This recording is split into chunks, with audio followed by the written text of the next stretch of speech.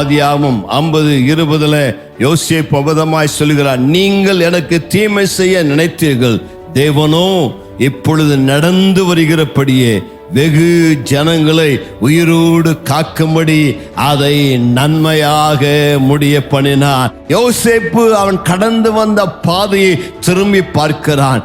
இப்பொழுது தேவனுக்கு நன்றி சொல்கிறான்.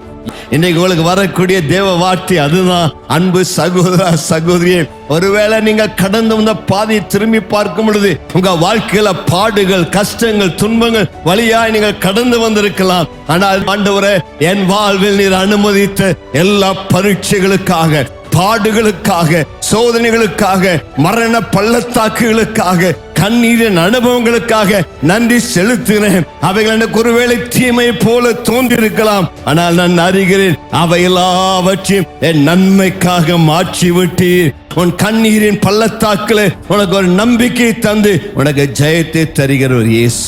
கர்த்தருக்கு மகிமை உண்டாவதா.